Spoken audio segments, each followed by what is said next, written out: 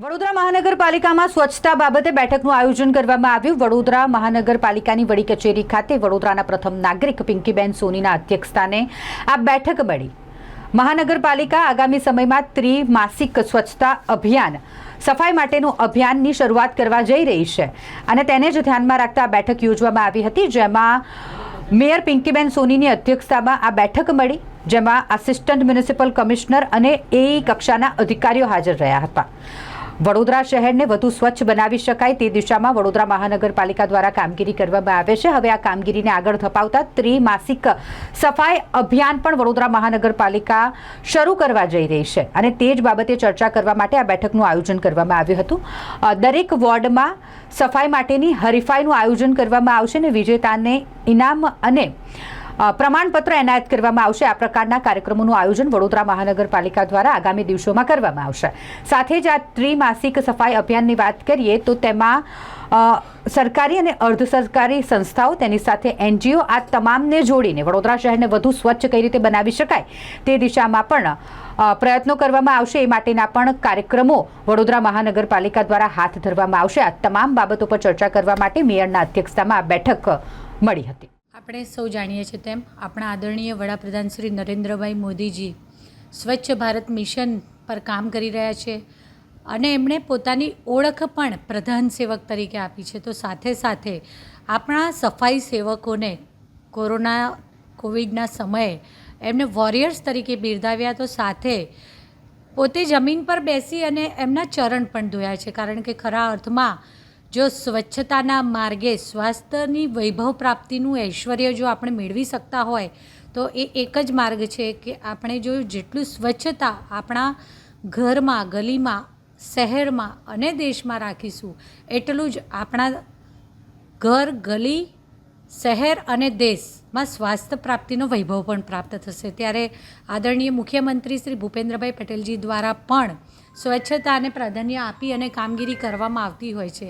ત્યારે આગામી 29મી તારીખ જ્યારે ભગવાન પરશુરામ જયંતિ છે તે દિવસે એક મહાસફાઈ ઝુંબેશનું આયોજન વડોદરા મહાનગરપાલિકા દ્વારા કરવામાં આવી રહ્યું છે। તો સાથે સાથે એક નવી રીતથી કે જે રોજે રોજ કરવામાં આવતી કામગીરી છે, પરંતુ આ કામગીરીમાં કેટલાક ઘણી બધી એનજીઓ સંસ્થાઓ પણ જોડાયેલી છે, તો વેપારી મંડળો દ્વારા અને ધાર્મિક સંસ્થાનો દ્વારા પણ ઘણી વખત અમને એમની વડોદરા મહાનગરપાલિકા સાથે સફાઈની દિશામાં કામગીરી કરવા માટે તૈયારી બતાવવામાં આવી છે। તો આગામી સમયમાં ત્રિમાસિક એવી રીતનું સફાઈ સ્વચ્છતા ઝુંબેશનું આયોજન અમે કરવાનું પ્લાનિંગ કરી રહ્યા છે કે જેમાં જે સફાઈ કરી રહ્યા છે સફાઈ સેવકો જે ઉત્તમ કામગીરી કરશે અને પોતાના વોર્ડને સ્વચ્છ કરશે, તો એક કોમ્પિટિશનનું આયોજન કરી શકાય, જેથી કરીને 1 થી 19 વોર્ડમાં કયા વોર્ડનો પ્રથમ નંબર આવે છે, બીજો નંબર આવે છે, ત્રીજો નંબર આવે છે। તો but natural thing is date કે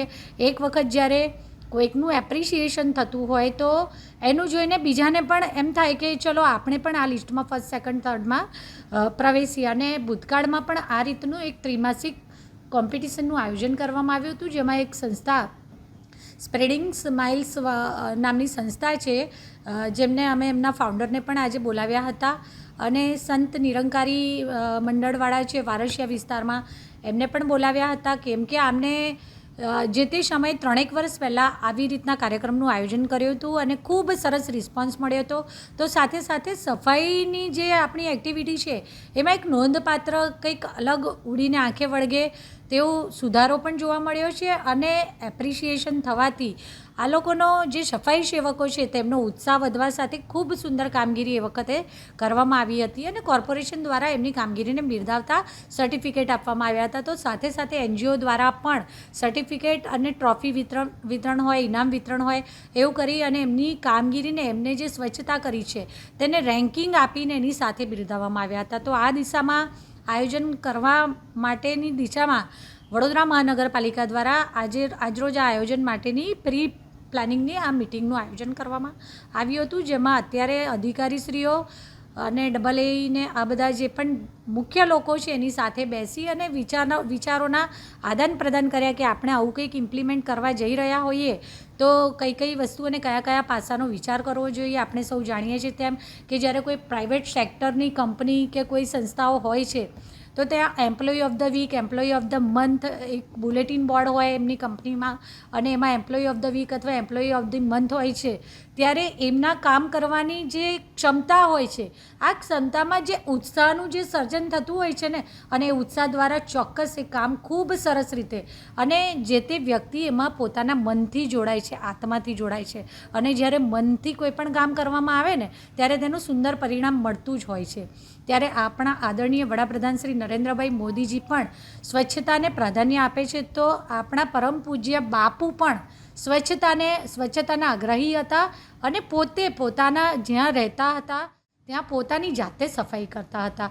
ત્યારે આજે આપણું જે વડોદરા છે, આગામી સમયમાં શાળાઓના બાળકોને પણ અમે શાળાના શાસનાધિકારી હોય કે શિક્ષણ સમિતિ ડીઈઓ વગેરેને પણ જોડી અને બાળકો પણ આ સફાઈમાં સ્વયંભૂ જોડાય, તો સાથે સાથે પરિવારને પણ સફાઈ માટે બાળક પણ પ્રેરણા આપે કે ભાઈ મારે પણ ફોટો પાડી અને આપણી આંગણું કે આપણું ઘર કે આપણી ગલી સ્વચ્છ છે એનો ફોટો મારે મોકલવાનો છે. એટલે એવી એક કોઈક અમે એપ બનાવીએ કે એવા ઘણા બધા સૂચનો આવ્યા છે. આજે આ સૂચનો મિટિંગ કરી છે અને સૂચનોને બધું લીધું છે, બધાના આઈડિયાઝ લીધા છે.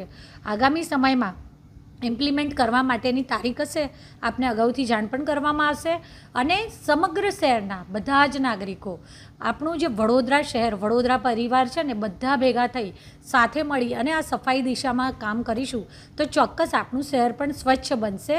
અને સૌના સહિયારા પ્રયાસથી 3 મહિનાના આ રીતના આયોજનથી સતત સફાઈ વડોદરા મહાનગરપાલિકા દ્વારા કરવામાં આવી જ રહી છે. સવારની બીટ અને બપોરની બીટ આ રીતે વહેંચવામાં આવી છે. રાત્રે પણ સફાઈ કરવી હોય તો એના માટે પોસિબિલિટીઝ કઈ છે, શું એના માટે નવા આયોજનો હાથ ધરવા પડે, કે કઈ વસ્તુઓની જરૂર પડશે, કે સ્ટાફને કેવી રીતે આપણે એમાં ઉમેરો કરવો પડશે, સફાઈ સેવકોને કેવી રીતે ગોઠવીશું, કે શું પ્લાનિંગ કરી શકીએ, આ બધા જ વિષયોની ચર્ચા કરી છે. અને રાત્રિ સફાઈની પણ શરૂઆત કરી શકીએ એ દિશામાં કેટલાક વિસ્તારમાં આજની તારીખે પણ વડોદરા મહાનગરપાલિકા દ્વારા રાતની સફાઈ ચાલુ જ છે, જેમાં આગામી સમયમાં રાત્રે સ્પોટ વિઝિટ કરવામાં આવશે.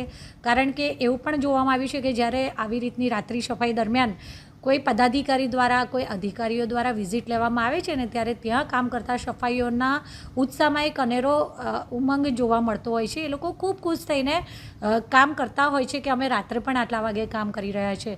તો એમને પણ બિરદાવવામાં આવે, અને સાથે સાથે કોર્પોરેશન દ્વારા પણ સર્ટિફિકેટને એવા આયોજનો કરવામાં આવશે. આગામી સમયમાં ત્રિમાસિક સ્પર્ધાનું આયોજન કરવાનું પ્લાનિંગ છે, પરંતુ અત્યારે તો એ માટેના બેઝિક પ્લાનિંગની બધા પાસેથી વિચારો જાણીને ચર્ચા વિચારણા કરી છે. અને આગામી સમયમાં આ કાર્યક્રમ જેવો ઇમ્પ્લિમેન્ટ કરવામાં આવશે તો આપ મીડિયાને પણ એનું ધ્યાન દોરવામાં આવશે, જેથી કરી અને દરેક નાગરિક પાસે પણ આ આપણો વિચાર પહોંચે અને સૌ સાથે મળીને આપણા વડોદરા શહેરને સ્વચ્છ અને સુંદર, વધુ સ્વચ્છ અને વધુ સુંદર બનાવવાની દિશામાં આપણે પોતે પણ આપણું યોગદાન આપી શકીએ. આભાર.